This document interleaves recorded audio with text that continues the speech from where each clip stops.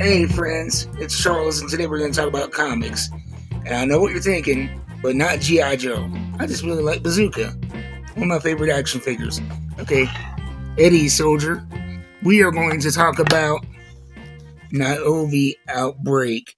I actually read this while in line for early voting. Even though I was early, it was still a big line. And yeah, the weight of this juxtaposed to what I was doing at the time was kind of like an odd coincidence. Um, in previous reviews, I've called NYOBI the X-Men covered in sugar, and I would say that that's because you have this fun art style, very bright and vibrant, with a lot of heavy material. And Larry Higgins, the author, he doesn't hold back on the real issues that he's tackling. Um, yeah, people assume that every comic is just guys in their underwear saying goofy quips and flying around, throwing verbal jabs at each other. But it's so much. It can be so much more than that. And what this is a story of the societal friction between genoms, which are enhanced humans, and humans, and the fear and dealing with the rejection and the discrimination, back and forth. And you have the ARD, who is kind of an official agency to try to um, will in genomes and kind of police them and help them integrate into society. Kind of the middleman. Um, I would say the equivalent to Professor Xavier's school. But the thing that I really like about this, and more than half of this book, I swear, is one colossal fight scene. You have NYOBI and the ARD on one side, and you have this genome resistance fighters on the other side, and in between, we have Vira, who is a genome, and her, one of her abilities is to activate other genomes. A lot of these people, they don't even know that they have this um, ability until it's awakening them, until they erupt. And so, it brings into focus issues of consent and, you know, letting these people discover things at their own time. But she is really out there kind of making people, forcing people to accept something in her time.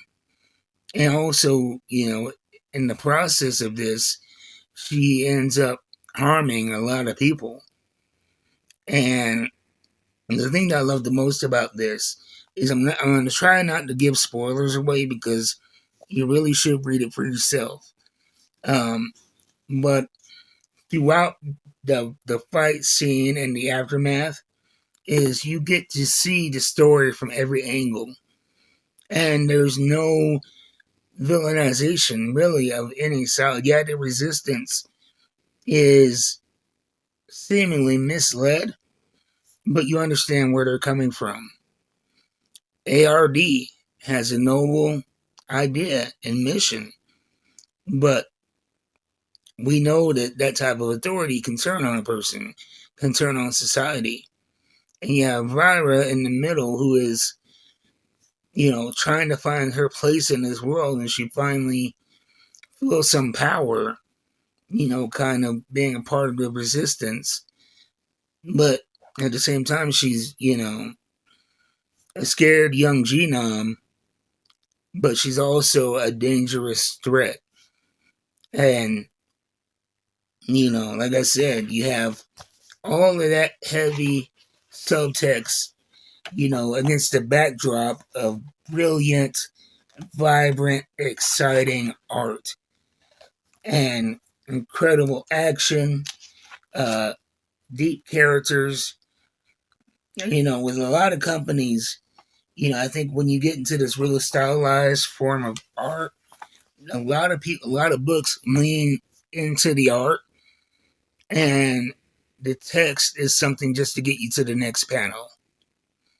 But you could tell that Larry is passionate about the words in this, and the art is almost a way to make heavy subjects more palatable. Just as an example, and this isn't me crapping on another book, because like I said, I'm all about positivity. But one thing about one of my favorite books, Lady Death, is I feel that, a lot of the writing isn't as strong as it could be. And a lot of times when I jump into the stories, it's like there's lots of stuff that's just left out or assumed, because they have this long lineage and history that, they really just leave you hanging, or they just put stuff in to kind of get you to the next page of, the beautiful art. And, that's one thing that's not going on right now with this latest Lady Death series from Coffin Comics. Check it out. I think, did I do a review on it? I think I did. If not, I should. But anyway, back to Niobe.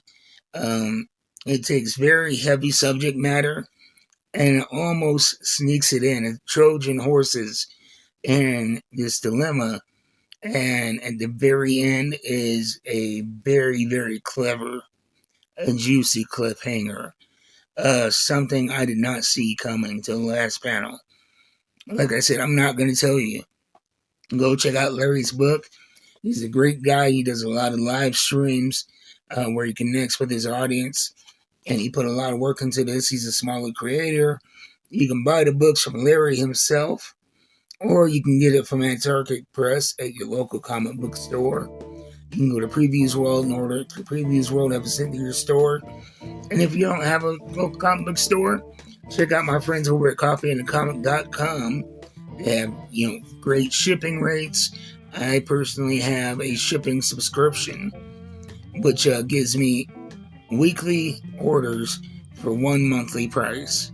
And you can't beat that with a stick. That's where I get all my new books from. So anyway, check out NYOBI Outbreak. It's more than what you expect in the best of ways from Antarctic Press.